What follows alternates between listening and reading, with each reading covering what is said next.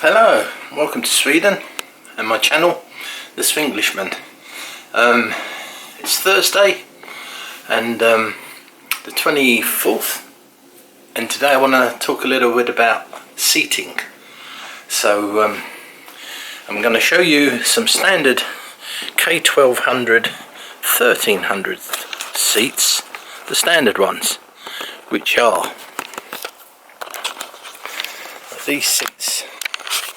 Have heaters in them,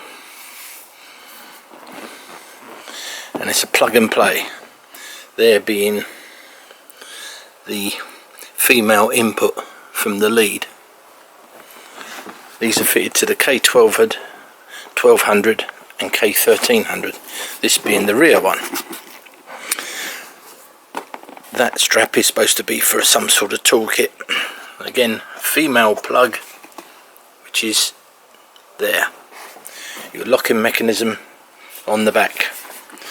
Now the reason I want to touch upon this subject is because it's very much a case I pondered for years whether to or not buy custom seats, and as they were very expensive, I thought at the time, being a working man, I had to ponder for many years and almost clicking the basket to buy and then declining, thinking that's a lot of money just for sitting on. So what I will show you now is a pair of Sgt Seats, which are American made. Sorry, they're a bit grubby, I didn't clean them. They got piping, very nicely made, and heaters. When I first bought them, I thought, yeah, sort of not bad compared to the standard front seat. They look definitely better. They come with heaters, which are built in, but also what they come with, which is I think a very good idea, is they have a cubby storage space. So if you're doing long continental touring, you can put either documents, paperwork to the bike, whatever you may fancy. And I must admit I do use that for carrying a few small spanners, etc. in there. Heater plug is exactly the same as manufacturers, so it's plug and play. The rear pillion seat, it has the option that if you haven't got your top box on, if I can open it, you have a slot where the backrest goes in. So if your pillion's on there and you haven't got a top box fitted, or you want to take the top box off because you just don't fancy lugging it, that's what you do. And again, plug and play, and the same again, cubby space. I think really good quality made, American. And of course, the thing is, you'll want to know, was it worth it? Well, I think so.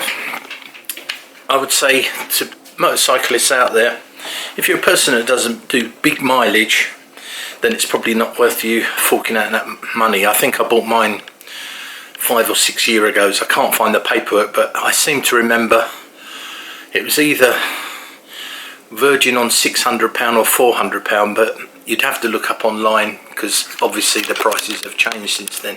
But the main point of this video is the fact that for people that do a lot of touring, and I'm talking, I don't know, 2, 3, 4,000 mile trips or something like that, or if you go out of the weekends and you think nothing of doing 200 or 300 miles or 300-400 kilometers, then you will benefit enormously from having a pair of these seats. I kept putting it off, and I can only tell you my own experience is the fact that when I actually made the choice of buying them, initially I didn't really notice much of a difference, and my heart sunk. So oh no, this is a lot of money. And yes, they definitely look nice, the added toolboxes.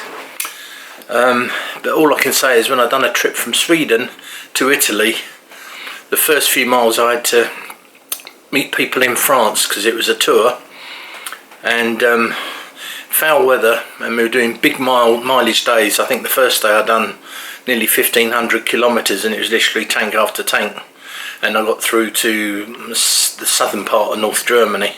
But although I was shattered mentally, when I got off, no pain in the backside. Recently I changed my standard seats to put them back on, to just think it wasn't my imagination, and by the time I'd done not even probably just over half a tank full, I was starting to move about on the saddle thinking, heck, this is uncomfortable. And I put the other ones back on, and worth every penny. My only summary is it's a lot of money to fork out, and you have good manufacturers like Corbin, Sargent. There's a German brand, and I'm sure there's other brands in England. You have to decide on the type of riding. If you're an enduro rider or an off-roader, you're not going to be interested because you're probably standing up in the saddle most times.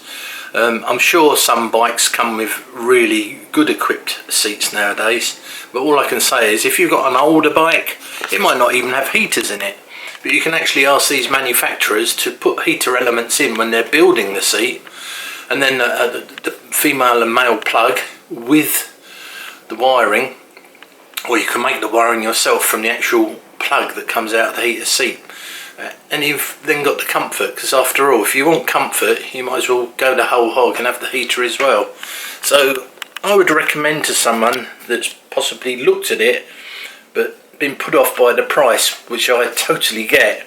All I can say from my experience is I wish I'd done it years and years ago on some of the bikes that I had, because it's been a lot of times when I've been getting off and I was just so glad to sit in an easy chair, literally just to to rest the rear quarters.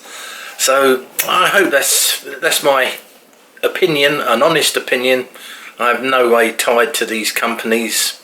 All I can say is I'm 100% pleased with my seats for the money, and in future if I get a bike that isn't as comfortable as I would like it, because I still do quite big mileages of weekends, I would definitely invest in getting an aftermarket seat, just for the comfort factor, because after all, if you're uncomfortable, it could be said that perhaps it takes away your concentration, whereas if you're sitting nice and comfortable, you probably have better concentration whilst riding. So there you go, that's me, the Swedishman. Give me a thumbs up if you like it, and subscribe. I'm trying to get to grips with this editing, as it's all new to me, because I'm a bit old school. So from Sweden, ride safe and wish you well. Catch you next time. Bye.